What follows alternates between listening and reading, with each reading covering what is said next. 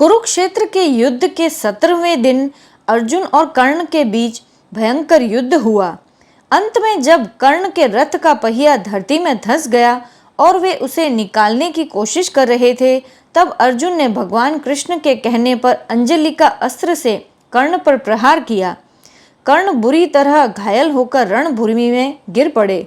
वे अपनी आखिरी सांसें गिन रहे थे और लहूलुहान अवस्था में मृत्यु की प्रतीक्षा कर रहे थे।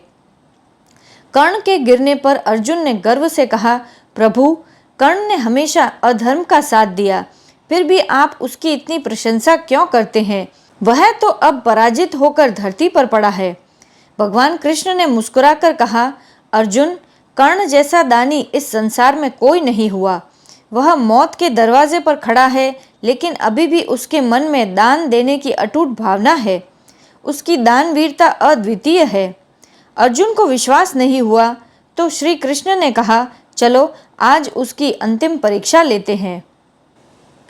अर्जुन और श्री कृष्ण ने वृद्ध ब्राह्मणों का वेश धारण किया और मरणासन्न यानी कि दम तोड़ते हुए कर्ण के पास पहुँचे और श्री कृष्ण ने कहा, हे महायोद्धा कर्ण, हमने सुना है कि आपके द्वार से कोई खाली हाथ नहीं जाता।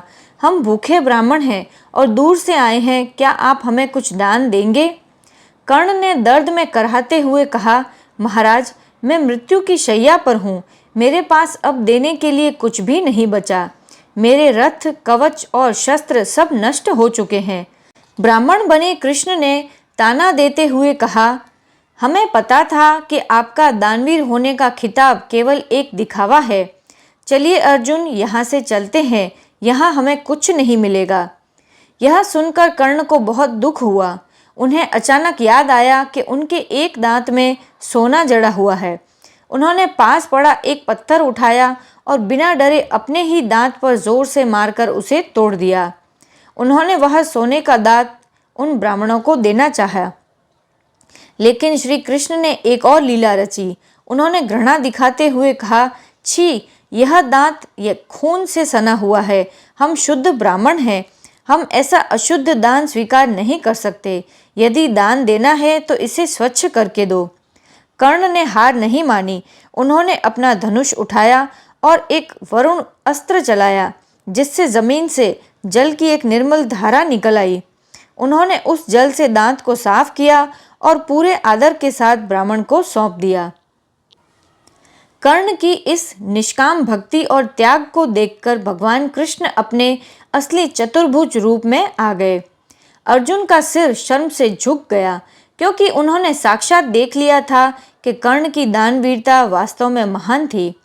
श्री कृष्ण ने कर्ण को अपनी बाहों में उठा लिया और कहा, कर्ण, तुमने सिद्ध कर दिया कि तुमसे बड़ा दानी न कोई हुआ है और ना ही होगा। मांगो, क्या वरदान मांगते हो?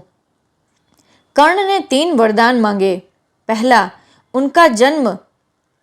उनका अगला जन्म किसी ऊंचे या नीचे कुल के भेदभाव से मुक्त हो। दूसरा, अगले जन्म में भी उन्हें कृष्ण का सानिध्य और प्रेम मिले। तीसरा, उनका अंतिम संस्कार ऐसी जगह हो जहां कोई भी पाप न हुआ हो। इस कहानी से हमें क्या शिक्षा मिलती है? दान वह नहीं जो संपन्नता में दिया जाए, बल्कि वह है जो अपना सब कुछ खो देने के बाद भी दूसरों की भलाई के लिए दिया जाए। कर्ण एक महान व्यक्तित्व थे, लेकिन गलत संगत के कारण उन्हें वीर गति को प्राप्त होना पड़ा। फिर भी उनके गुणों का सम्मान स्वयं भगवान ने किया।